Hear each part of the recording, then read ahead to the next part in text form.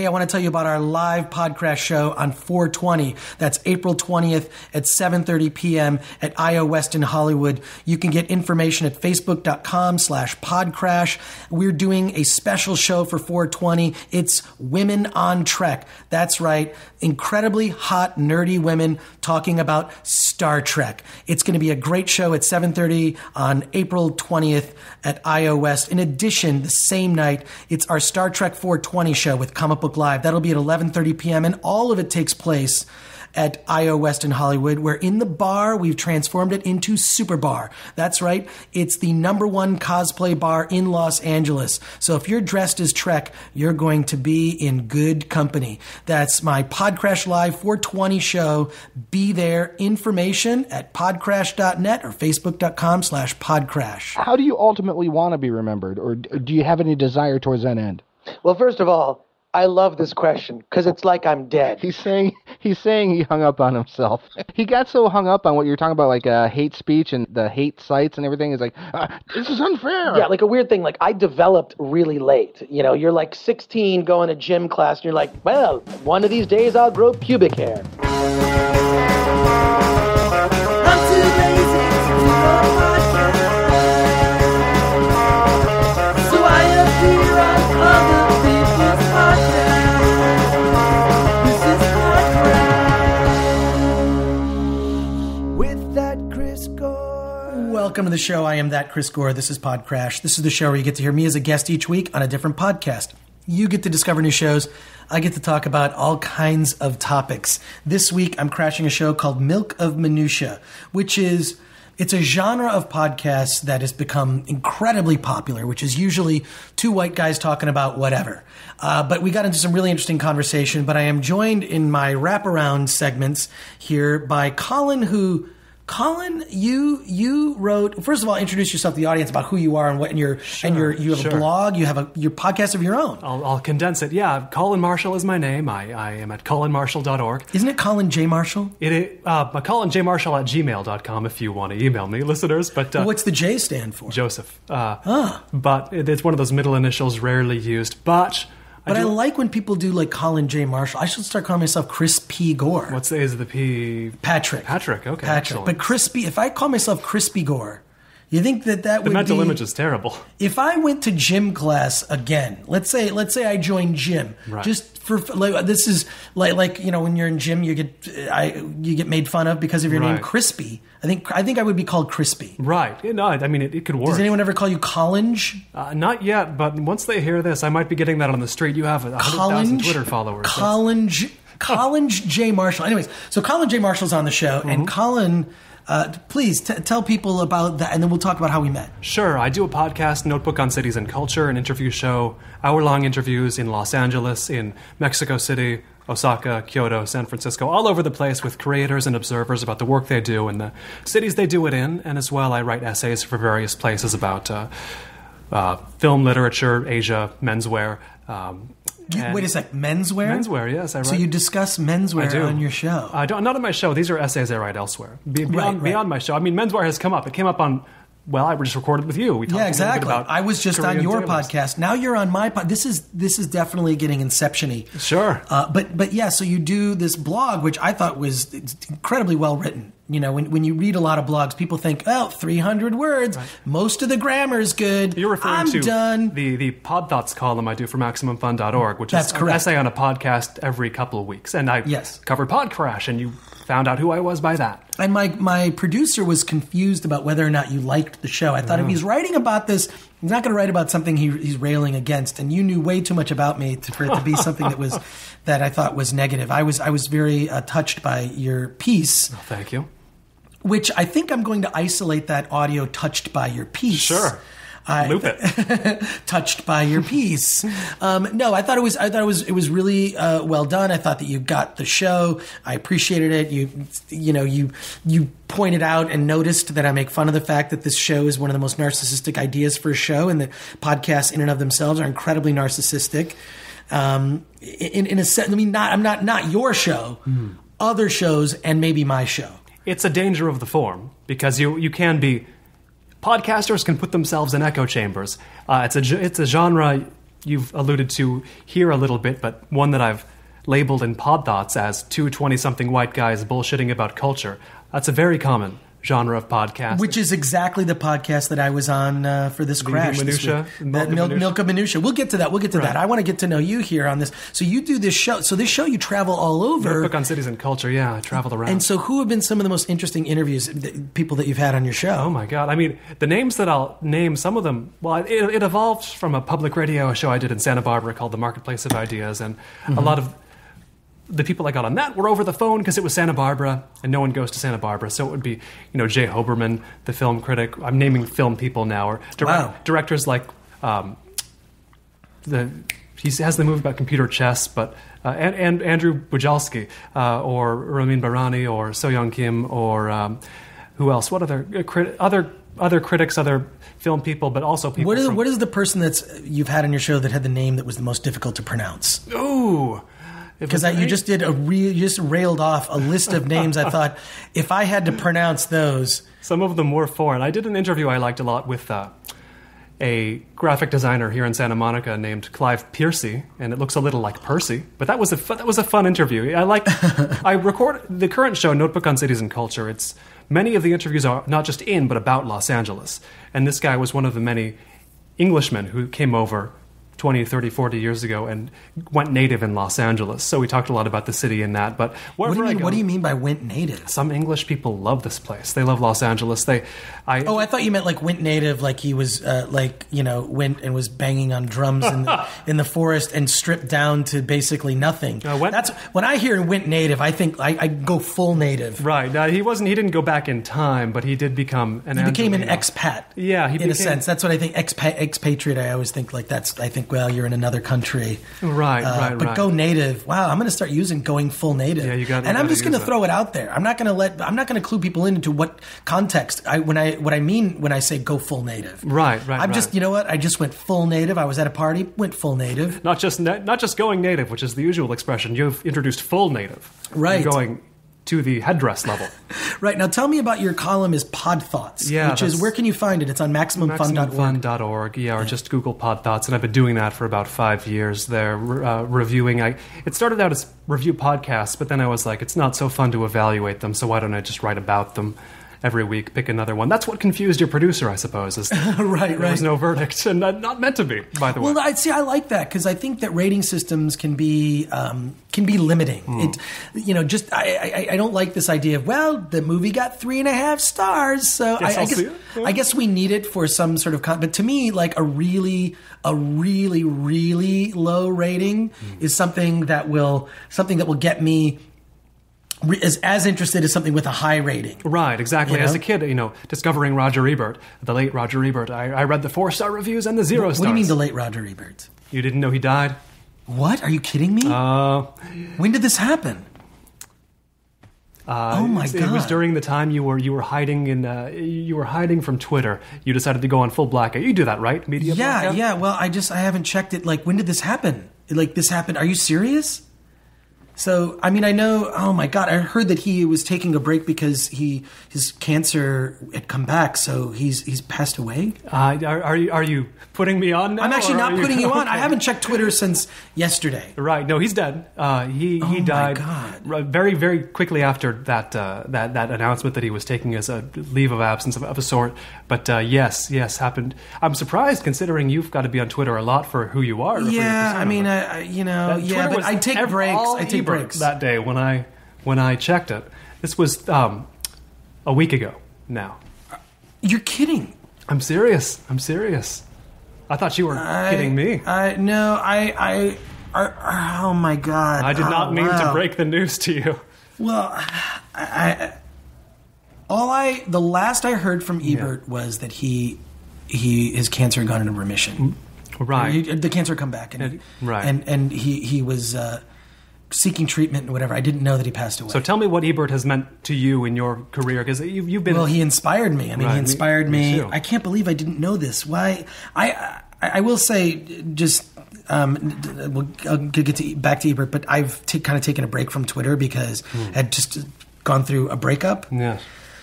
So I've just gone through a breakup, and that wasn't fun. fun. And so that sort of kept me I'm on a little bit of social media lockdown. You made the right choice. Yeah, so that is why I have not I didn't know this. Oh my God. Right, yes. But I mean, writing till the very end. I think an example for all of us, Roger Ebert, writing even more when he couldn't talk. There was a man dedicated. I mean, he really feel like he found his voice when he, was unable to speak in a way. And oh my God! So were you reading him from a very young age, like I was? Reading him, watching the show religiously as a kid. When I first got my VCR, one of the only channels that you could see clips from new movies was sneak previews. Oh yes, with Roger Ebert and Gene Siskel, and I would record those episodes on VHS. I had mauled a whole shelf of VHS tapes just recording his show. So that was the way you found out about things. Roger Ebert was the internet in some sense. Back then, I remember when they reviewed The Empire Strikes Back. Right. And I recorded that on VHS tape and just watched the clips and whatnot. I mean, Roger Ebert was a huge influence. Did you ever meet him in the course of your career? Many times. I figured at film festivals, and he invited me to his Roger Ebert's Overlooked Film Festival. And wow.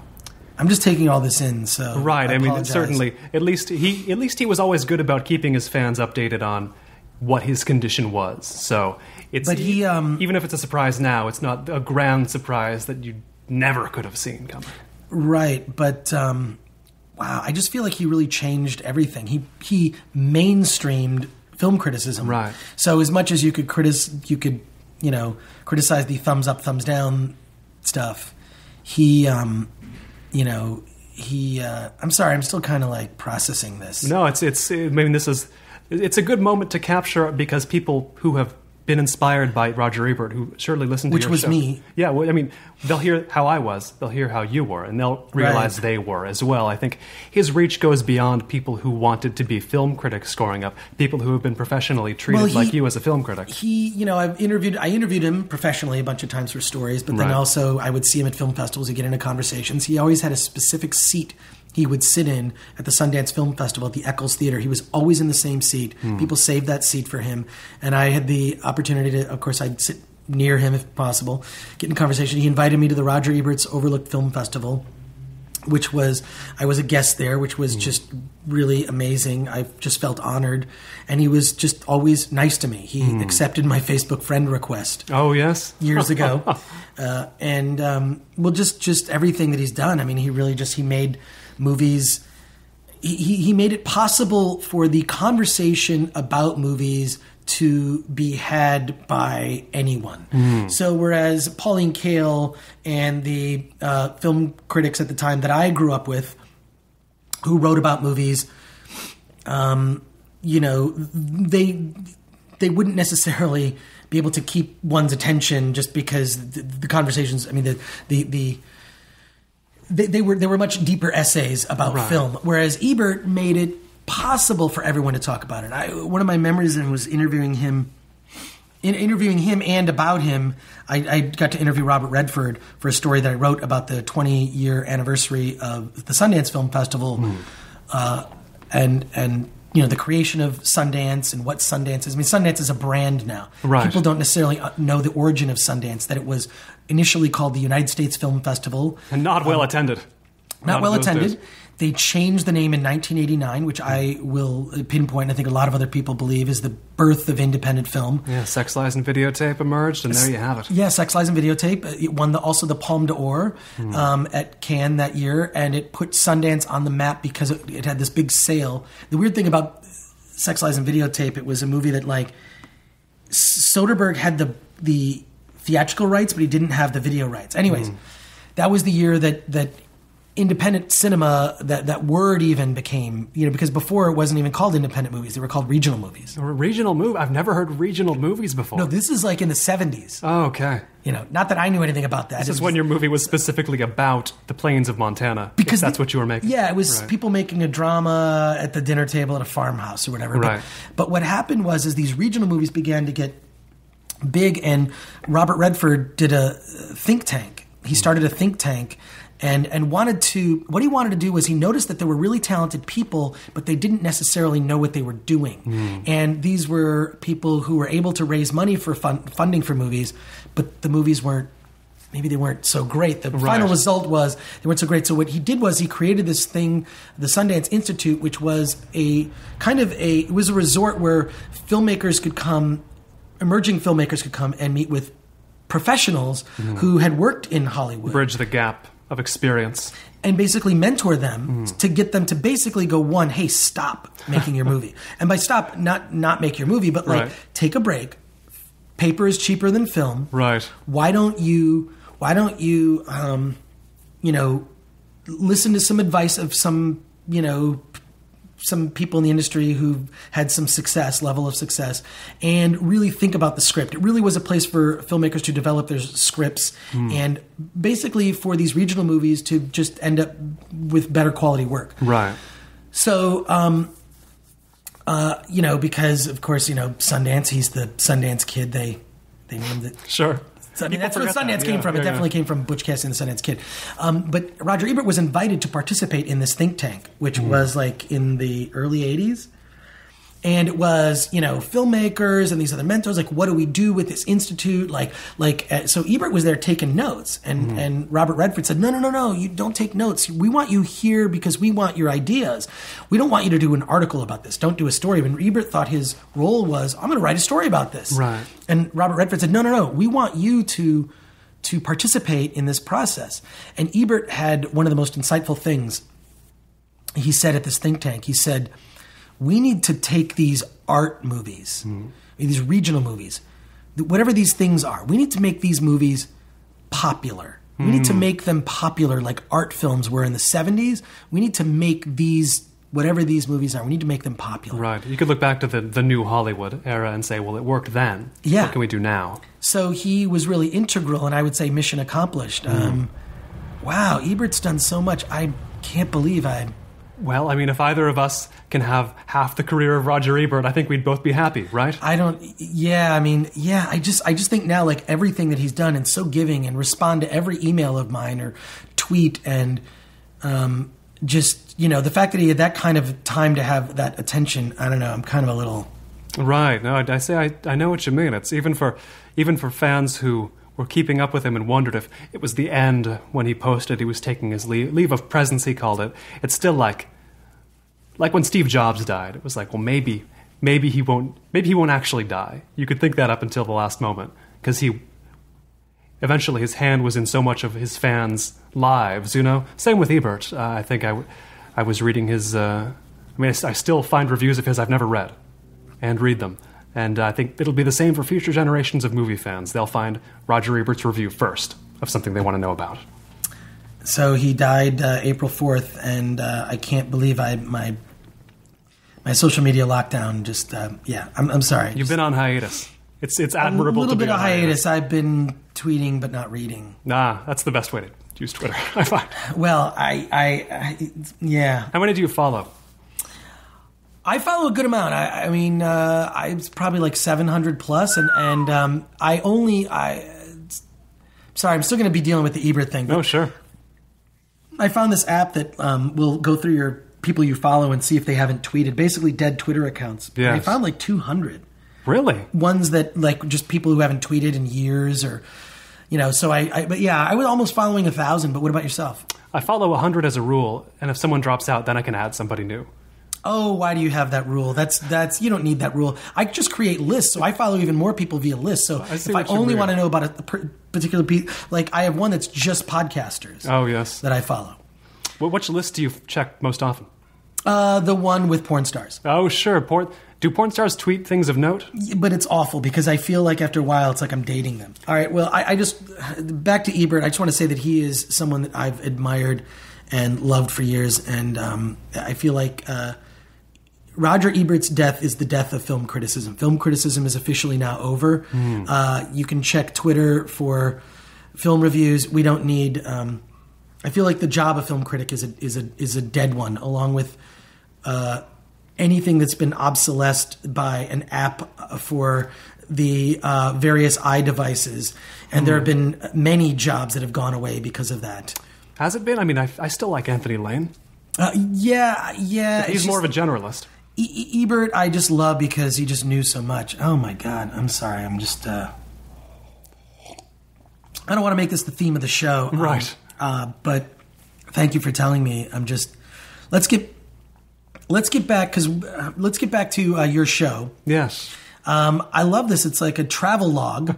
Yes. No, it is. It's a travel log in a sense. It's because what I like about it is that you go places. You're not in I've said this to podcasters before. We're recording this in my work, live, loft space in Glassell Park, which is just outside of downtown LA.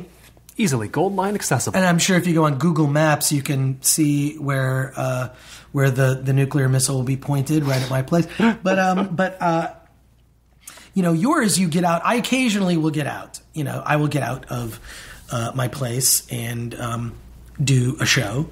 But, you do that almost every episode. Yes. Tell me about some of your biggest adventures. Well, I've, of course, gone all over Los Angeles because I'm usually here and am most fascinated by Los Angeles of any city. But I was recently in Mexico City, a city that I very much like to go. Any excuse, so I was like, I'm going to take the show there. I raise money on Kickstarter, so I say, I'm going to go to Mexico City, Osaka, Kyoto, Vancouver. That's what I said this season. So I wedged all that in with my existing interviews. And I spent, a 2-week solo trip in Japan collecting interviews. My command of the language is pretty weak. Let's hear some of your best Japanese. I'm better at Korean, but if I just say... Now, let's hear some Korean. Okay, let me... Impress me with your foreign language skills. 안녕하세요, 여러분. Colin입니다. 떡볶이 너무 맛있어요. Tteokbokki is my favorite Korean dish. But Japanese, I have to get into a separate mode of mind. So for now, I'll just say, konnichiwa, arigatou gozaimasu for listening. But in Japan, I was... it's solo traveling. Do you do much solo traveling? Yeah. I mean, I do that, whenever I have to for work, or when I'm going to something. Yeah, I like to. I mean, I prefer to have be accompanied and turn into something of a vacation. Right. But solo traveling gives you something that other traveling doesn't. I mean, there's a sense that I travel by when getting I think lost. Solo traveling, I think masturbating to hotel porn. But what your solo traveling consists of? I mean, I'm going around. Meeting up with people like yourself and recording. In Japan, I was talking to a lot of expats because no matter how well a Japanese person speaks English, they don't really want to speak it officially on the record for fear they'll make one mistake. Because, you and I are always speaking perfect English, right? No mistakes ever. But they're afraid of doing the same. They're afraid of speaking normal English with mistakes like we do. But, I'll probably be going to Korea soon and recording interviews there. And I'm working out maybe London because it's a menswear capital. That's another excuse, Well, so your podcast is basically like following you on your various travels. I guess it is, yeah. I mean, I try to make it I want to give people a sense of the cities I go to by talking to the people there who do work there and who love or hate the cities. In Los Angeles, you get a little of both. Usually, any individual here loves and hates Los Angeles, but that's how I try to get a place across by cool people there. Interesting people. That sort of thing, if that makes sense at all, conceptually. It's maybe not the highest concept, punchy, like this is what the podcast is, but I think it comes across in the listening. Wow. Well, I'm gonna. You could market your show as Los Angeles' #1 travel podcast. It could well be. Los Angeles has a lot of podcasts. Okay. Well, in spite of the sad news about Roger Ebert, we have to do a show this week. So I was on a show. Let me tell you, Collinge. Yes. I'm not going to call you Collinge. That's disrespectful. This is why I'm a terrible host. I'm a much better guest. And I was a guest on a podcast called Milk of Minutia, hosted by Kenneth Rodriguez and Justin Payne. And it is one of those shows where two guys interview someone that they think is interesting. Were you in a basement or a...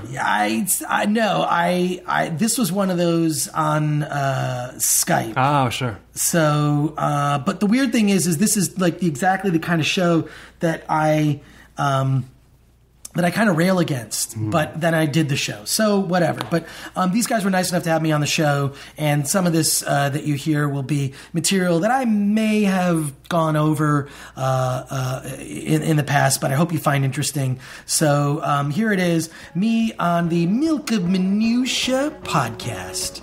Milk of Minutia! First of all, you should know that there are other Chris Gores. That are prominent? There are absolutely. There is a Chris Gore that is a prominent preacher. And this is where that Chris Gore came from, is that first of all, when I lived in Detroit, I would always be referred to as, oh, that Chris Gore, usually by girls. And then that evolved into, like, every time, like, when it came to the internet, I would try to get my name, like, Chris Gore at AOL.com or whatever it is. I would just try to get my name whenever I would register for anything social media or any email address. And I could never get my name. So I was like, forget it. I'll just be that Chris Gore. So then I just started using that Chris Gore. And then as soon as Kevin Smith signed up for MySpace, after I told his good friend Malcolm Ingram, you should begin to use social media to promote your projects, Kevin Smith called himself that Kevin Smith. So not to say that I'm not trying to give myself credit like I started the whole that trend. It's just that it was just an easy way to distinguish my name. Now, as for the other Chris Gores, there's another one, a professional race car driver named Chris Gore. There is a professional fisherman named Chris Gore. In Australia, there is a stock trader that appears on, he appears on radio and television, who is an expert in Australia. His name is Chris Gore. And then there's also, if you go on Facebook, there's an I Hate Chris Gore fan group or page. Except it's not me, it's some kid in college. But I did like the page. So Chris Gore, it's not like it's a common name, but I've always wanted to do, in fact, what I should just do is, as a sort of spin-off of PodCRASH, I should do another podcast and just call it The Chris Gore's Show. And every episode, I'll just interview someone named Chris Gore. Oh, that'd be great. So you're saying the hate sites, for content-wise, it was good. Oh, I don't know. It's just like, it's anything like that. Like and I have my haters too, but I'm so used to them, like it just doesn't bug me. Okay. And I think that comes from like when I started Film Thread, I had this column called, because I always would read magazines and I would look at them and go like, God, I can't stand how like all of these letters, they're meaningless. It's like 1 or 2 pages of letters going, I really loved your story on the Avengers in the last issue of Entertainment Weekly. How great to find my favorite Robert Downey Jr. gracing your cup. Who cares? It's a waste of space. It's glad handing. It's the magazine giving itself a hand job. So I decided early on, it's like, I don't want to do that. I'd rather hear from people who disagree with me. That's why I think someone could be like a sworn enemy or do something horrible to me, and I'd be talking to him the next day. It's like, I don't care. Like, I kind of enjoy a good sparring conflict. So Hate Mail was this column in Film Threat where people would send in these letters like, calling me an asshole or disagreeing with something in the magazine. And we would just have the entire letter there and then just tell them to go fuck themselves. So I don't know. I've just always, that's why when it's like the internet sort of, this is like print magazine, of course, Film Threat. So when the internet kind of, came around and haters being a thing, it's just like, oh yeah, I remember that. So it doesn't really affect me. I enjoy kind of just fucking with them more than anything. If anything, usually what I do is I'll follow them on Twitter and then they feel really bad. Oh man, I think I lost Justin. He wasn't talking much anyway. Well, what's so funny? You could have him listen to the two of us, and then he could you could put a third stream in there of audio and have him go, he was there. It's like a digital character in like a Star Wars movie. It's almost like he is like the hologram Tupac before there was a hologram Tupac. Yeah, or the hologram character in the Red Dwarf. I mean, he's just sort of there, and you have him listen to the show. He's got a microphone. You've got like this third track that he's recording into, and when he hears Dead Space, it'll be like, I agree with Chris. He's saying he hung up on himself.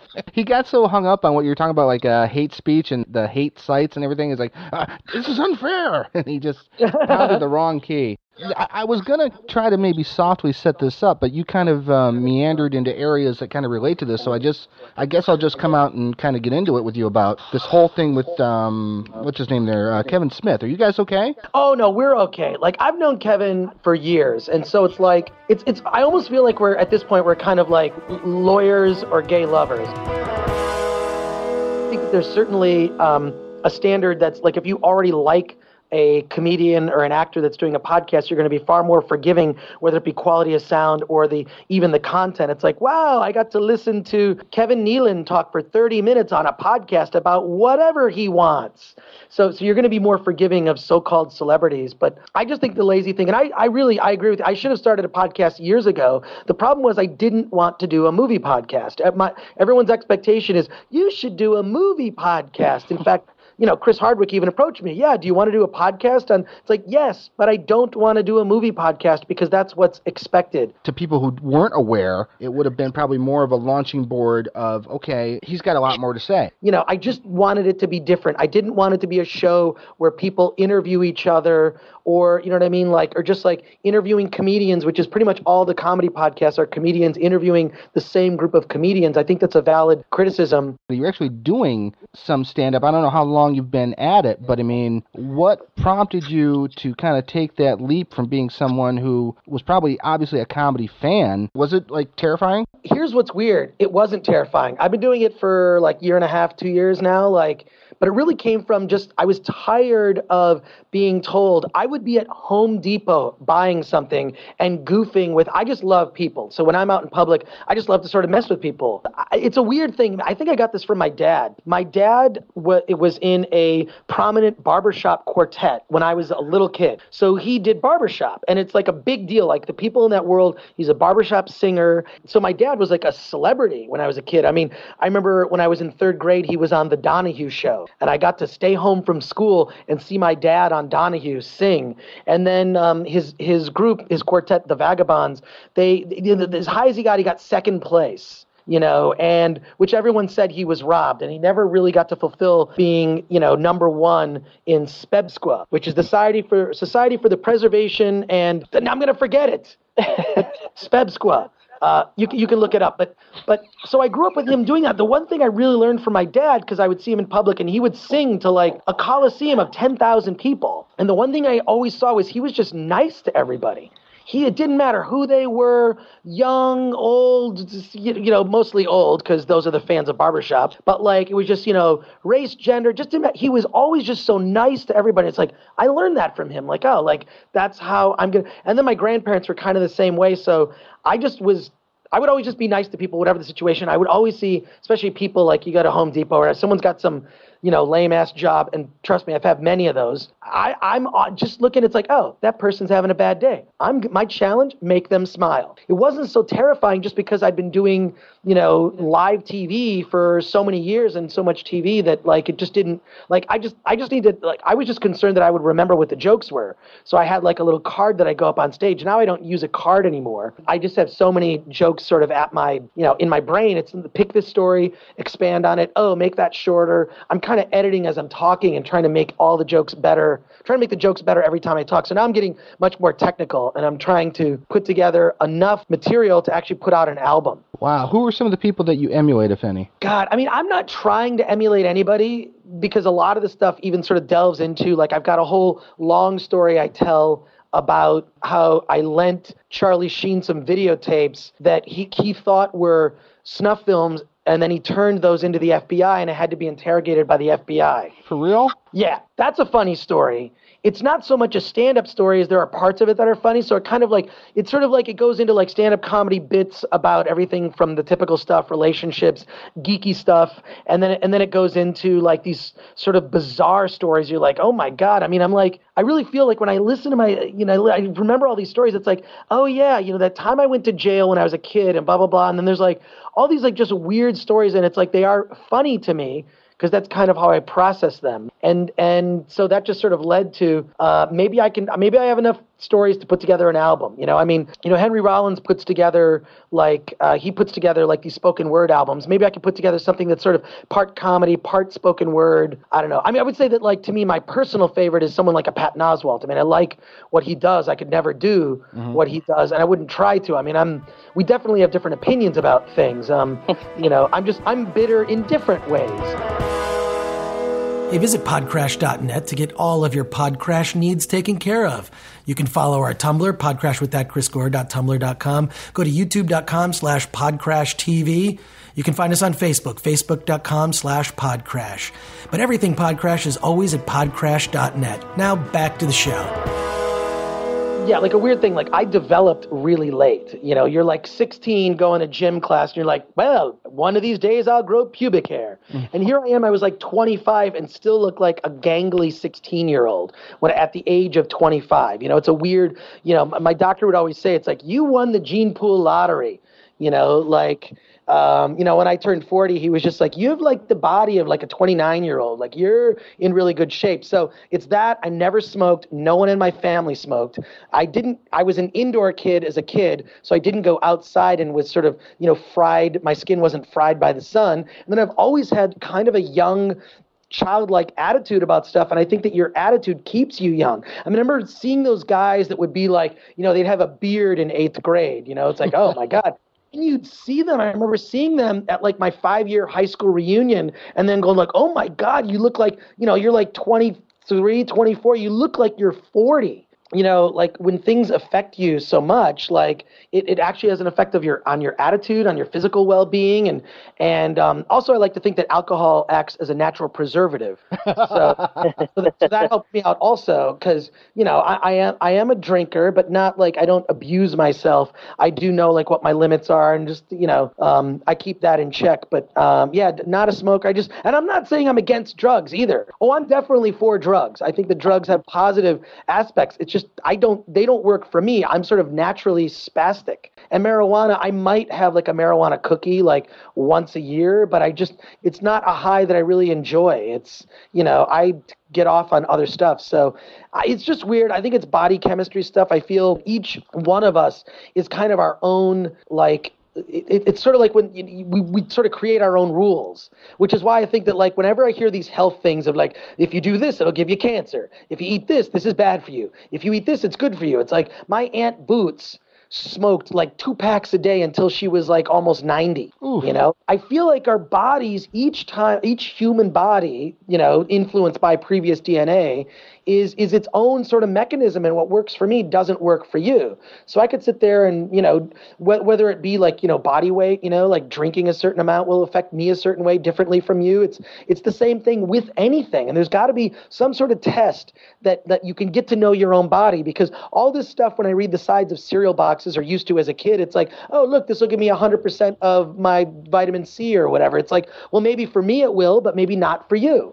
And I kind of feel like there's a different way that those kinds of things need to be calculated. You need to, I guess, get to know your own body. And I feel like that's one thing I've been in touch with, is like getting to know my own body so I can make adjustments along the way. Like, ooh, bad for me. And by bad for me, I mean like a certain number of margaritas. Well, the point I was trying to make though is that well, everything you said is valid and it's wonderful. But I guess what I was trying to articulate initially was that like I see 50 differently now than I did as a kid. In fact, I see 40 because I just turned 40 different now, because like I think the advances in science and technology and this whole stuff with social media and how interconnected we are with everything and the instant gratification and what's the word I'm looking for? When somebody's an alcoholic and they don't want to quit, but you enable. We're enabled now. You're an enabler. No, but we're enabled by society today to where we can be functionally more childlike. And what's so funny is it's also like a lot of influence from Japan. I mean, you see a lot of like, I think the Japanese culture in some ways is very serious, yet as sort of a stress reliever, very childlike, playing video games up to certain ages, and just like being, when you look at a lot of the culture that kids are into, it's sort of a childlike thing that comes through. And I think that affects you mentally, which affects you from a body standpoint. So it's like, I might be technically 46 years old, but I feel 25. I sort of like, in some ways though, I'm very mature. Like I know what amortize means. In other ways, I'm like completely immature going like, oh man, that's like the coolest cartoon. Or it's like, oh, look at that action figure. I totally want to get that. Things to me, it's like, like I can't really explain it except it's an attitude I've always had. It's kind of infectious from the standpoint of it's just like it helps me get hired because I try to just have a very positive attitude. And I think that just, I don't know. And so it's like what'll usually happen is I'll just be hanging out at a party or a bar or whatever, and I end up being fun. And then what happens is people just want to work with me. And so that's how I've always gotten jobs or opportunities. And I will add to all of that, too. I think in my case, I have a child, and he's just turned 6. And congratulations. Thank you. But for a long time, I just didn't, take certain things seriously because it was just me, and that's all I had to worry about. And now that I've got the son, and it's helping to keep me kind of somewhat young mentally. It definitely helps. I mean, look, I have 2 kids too. I don't talk about them on TV. It's at all. But like my kids are like 17 and 19. Oh, that's hard to believe. I really feel strongly in many ways about parenting. What's funny is I look at pictures of myself from the era of like when I had kids. I look older then than I do now. Hey, thanks for listening to PodCRASH. If you want to support the show, go to sideshownetwork.tv/PodCRASH. Then just shop on Amazon.com as you normally would. We get a little something for that, and I appreciate your support. Now back to the show. How do you ultimately want to be remembered, or do you have any desire towards that end? Well, first of all, I love this question because it's like I'm dead. And at some point, I will be. But when I look at like who my heroes were, like growing up, like my heroes, strange, they're like 2 that come to mind that are like real heroes of mine. One was Benjamin Franklin. Because Benjamin Franklin in American history, he was this freaking, I wouldn't say he was a badass so much as he was a party guy. Women loved him. And he was like this inventor, but he was involved in politics. He was very diversified. He was, a Renaissance man. And I would like to be known as as basically a Renaissance man. And from the standpoint of like, I'm a guy that like everything that I was involved with, I tried to do differently. So whether it was a magazine, whether it was a book, whether it was television, whether it was a cartoon show, whether it was a podcast, whether it was a website, everything that I strive to do, I try to do it differently than those who came before. Now, there's really no reward for being a pioneer because I've been ripped off quite a bit. I mean, famously, Entertainment Weekly ripped off Film Threat constantly in its early days, where I finally wrote a story about that and they kind of backed off. So I'm a little irritated that I feel like there are people that get paid far more than me that just steal my ideas. But history will prove whatever. So Benjamin Franklin's a hero of mine because he was so like, would you ask something like what? Tell it. I love the fact that he just started like a whole soliloquy that could have made for a whole other show, but then he's like, well, that's another thing. Yeah, but then my other hero, like growing up, like as a kid reading comic books, was Mr. Fantastic, Reed Richards. Okay. Because he was a superhero, but his life was very diverse and rich. So Reed Richards was like this superhero. Was like, I got to go find out about these cosmic ray things. Suddenly he's burdened with superpowers, always a burden, except he could stretch, which even as a kid, I'm like, I would just make my dick big. I would stretch and make my dick larger and stretchier, and I would do fun things with my penis. That's what I'm going to do because I'm Mr. Fantastic. Could he contract? Yeah, but he had what's that? Could he contract? He could contract. He could go back inside like an innie. But he also like had a super hot girlfriend, Invisible Girl, Sue, who was so dedicated to him. And I'm talking about the old like Jack Kirby, like Fantastic Four, the ones I used to read. Like they were all in reprint form, when I was reading them, because I wasn't even alive when those were written. But so his life, he was like this scientist who invented stuff. Well, it's our costumes are made of unstable molecules, so they'll stretch with our bodies. They're leotards that get, which I think the cast of Star Trek in the later years could have used as they all grew toward planetoid size. But what I love about like Reed Richards was he had this diversity. He was a family man. He was a father to Franklin, young Franklin, who's, I still don't know what Franklin's power is.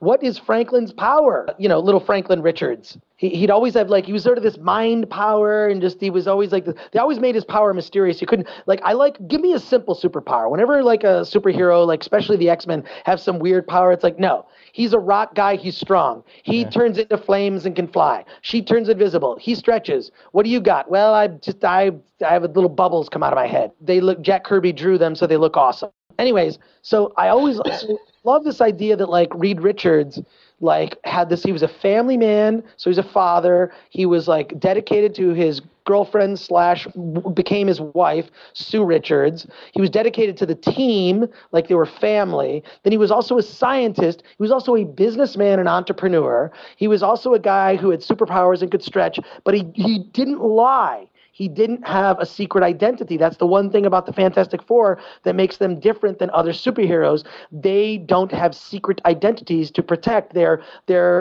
honest to their audience and to the people that they're protecting. I mean, I remember reading the Galactus issues of the Fantastic Four, when Galactus first came to Earth with the Silver Surfer. I'm talking about it was issue 49, 50, 51, around there. It was that read to me like an epic. That was I will never see that in form as a movie. And when it comes to the Fantastic Four, I still think we have not really seen a good Fantastic Four movie, those ideas. But I think now when you see stuff like the Avengers and you're seeing The Dark Knight Rises, it's those images I had in my head of what these stories, these comic book stories could be, are now actually becoming real. And someday I hope that there will be a good Fantastic Four movie. Now get back to the point. Chickless, a mistake? No, Chickless was good. I actually think the casting was good. They got those characters right. It was anemic effects and a cheap, awful story, and it felt like the producers basically had scarfed off a bunch of the money and didn't put it into the production. All those characters, that's the character interplay. That's the sort of dysfunctional family. They got all of that right. It's they were good outside of the superhero stuff. And then the story was just so weak. So I feel bad. Those actors did the best they could with the resources they had. But back to my whole thing about Ben Franklin, Reed Richards. Those are my heroes. Because it's they have diversified sort of rich whole lives that span all these different things, an inventor, historian, politician, entrepreneurial, good with the ladies. Now, wait a second. Did Benjamin Franklin, did he swing more than Thomas Jefferson? Oh, yeah. Benjamin Franklin was known to be he definitely caroused with many women. I mean, that guy was definitely a womanizer at the time. So it's all these aspects, and I'm not saying Reed Richards is the other end of the spectrum. He was not a womanizer. He was dedicated very much to Sue, and that's it. I mean, he's with Sue, and that's it. So I admired that about him. So those are my two heroes growing up were this Ben Franklin guy, because he was cool. It's all these other guys yeah, general and this. It's no, Ben Franklin was a partier, and he was out to have fun, and he was out to I'm gonna invent stuff, and I'm gonna daylight savings. That's pretty Okay, that's it for this week's Crash, but that's not it for this week's show. I am still sitting here with Colin J. Marshall. Hello. And I don't know what you thought about that Milk of Minutia thing, but there's a lot of podcasts like that. Why do you rail against the Milk of Minutia style podcast? What specifically do you What rail I'm against? railing against is not so much railing against. I those. I mean, there's a lot of great shows with people like Milk of Minutia. And I want to thank those guys. I need to thank those guys, Kenneth Rodriguez and Justin Payne. You can get more information about them. Go to milkofminutia.com. You can follow them on Twitter at milk_of_minutia on Twitter. And you can like Milk of Minutia on Facebook. I'm not railing against them. I think they do a great show. Obviously, you heard it.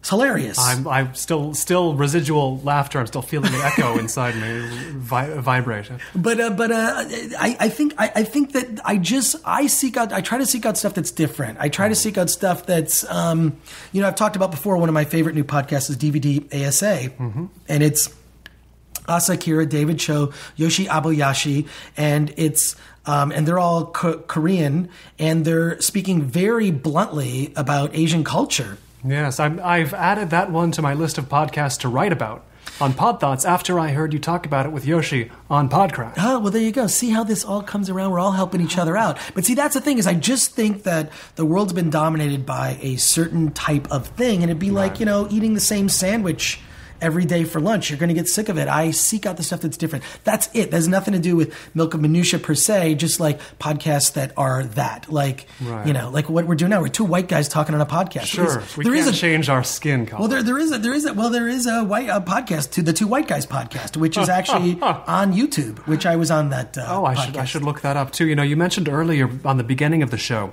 with Jason Horton and Josh Mattingly, by the way. There you go. Love those guys. Robust two white guy guys. names. They're also IO West performers, which I hope everybody's going to go to the show on 420. It's my Women on Trek show. I'm really excited about this. It's hot girls talking about Star Trek, and we're going to do like a trivia contest. I'm going to have them do some embarrassing things that they don't know about. Hopefully none of them are listening to the show right now.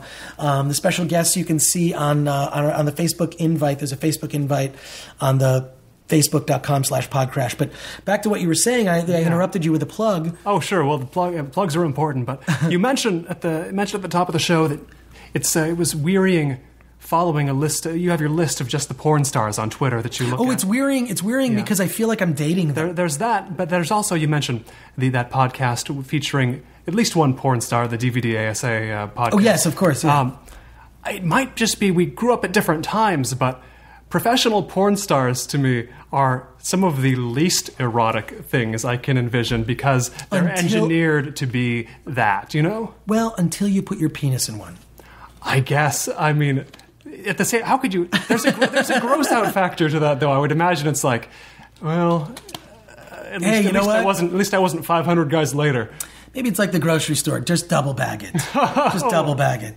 But, hey, Colin, I really want to thank you for being on my show, recording the raps. And I'm going to be on a future episode of your show, which tell people about it and find where they can find you. Keep your eye on, it's the show's Notebook on Cities and Culture. The site is colinmarshall.org, and you can search on iTunes for Notebook on Cities and Culture if you want to go through specifically that channel, or Twitter at Colin Marshall. And I want to thank you for the article that you wrote on your blog, which you should plug that. Oh, sure. If you want to read, well, I link to everything I write, be it about podcasting or menswear or Japan or what have you, at colinmarshall.org. But if you just go to MaximumFun.org, that is, if you listen to podcasts, you know that operation. That's where my Pod Thoughts column goes up on the weekends.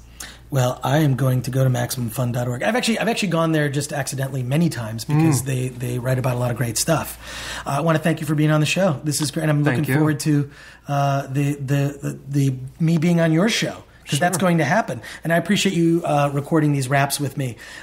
You can follow me on Twitter at @Gore, and I will return to social media soon. You can follow the show at PodCRASH Show. You can like us on Facebook, facebook.com/PodCRASH. And just a favor, and I know I've asked you guys many times, and I probably asked too many favors. I will say I appreciate everyone who listens to the show. I just mailed out all of the PodCRASH fan club kits to everyone who sent out self-addressed stamped envelopes. If you listen to the very end of the show, you'll find out how you can get your very own PodCRASH fan club kit. But if you go to iTunes, and let's say you've already done this, go to iTunes, sign on your mom's account, or sign on to your wife or girlfriend's account, or your boyfriend's or husband's account. Sign on to their iTunes account and give me a good review on iTunes. Only if you feel I deserve it. 5 stars if you feel I deserve it, or just like whatever. I'm not asking for just that kind of feedback. When iTunes sees you're getting reviews, it bumps you up in the rankings. And I feel I've been bumping a little down lately, which maybe has to do with the fact that I need to do a better show. And I also want to say before I end the show that I love Roger Ebert. He's a huge influence on me, and he's actually one of the people on a list of people I have where, like, I know it's going to be a different era, and I'll be very affected by them. Roger Ebert, I think Steven Spielberg is one, George Lucas, David Lynch. I have this list of people that I'm afraid that I have admired. Right. Quentin Tarantino, that I've admired, that I am afraid when they pass away. These are people that that's going to be all past 50, mostly past 60. Yeah, it's kind of depressing. So Ebert. Anyway, so this show is dedicated to Roger Ebert. Indeed. And I thank you, listeners, for sticking in there. And you know what? Let's get out of here. Annyeonghaseyo. It's Korea. Dr. Reed Richards? Yes? We're here to escort you to debriefing. I have a jet waiting about 2 clicks from here. I'd just like to gather your... Hey, get down! Get down! Hey, what's going on? No, he's with my crew.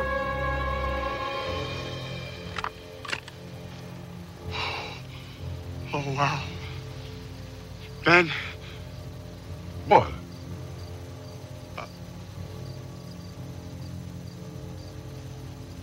What do you guys look...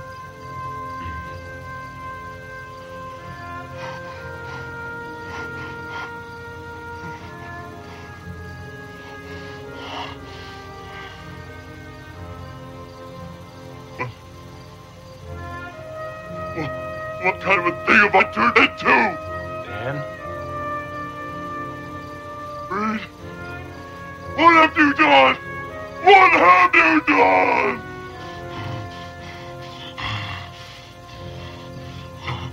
We're gonna go get some help, Ben.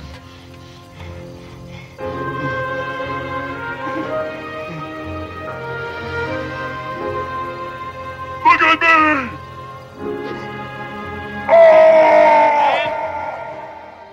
Hey, if you're still listening to this, you're probably a lot like me. You're a huge fan of podcasts, which means you listen to the very end of the show. And you'd also like to find out how to get the PodCRASH fan club kit. It's easy. Send a self-addressed stamped envelope to PodCRASH with that Chris Gore, 5042 Wilshire Boulevard, PMB 1500, Los Angeles, California 90036. You'll receive in return the PodCRASH fan club kit. It's free. And for continuing to listen, here's a bonus piece of audio just for you. Later. With anything that I do, I don't care if it's a tweet, I don't care if it's being on DVD Day, or I don't care if it's like doing a podcast or being a guest on a podcast like yours. I just try to have real moments, like you're asking me a question, I'm going to respond in a real way. And I bring the bar sort of at a level, I'm not going to say, I'm sort of bring it to the level of being real, wherever that is. I'm not going to say high or low. It's just the real level. Mm-hmm. I'm actually gesturing towards my belt. I felt that. Yeah, gesturing right. It's the real level. It's not high. It's not low. It's real. It's real. It's right here where my penis is. That's my show. Didn't realize you did that last bit newly every time. Every time. It's different.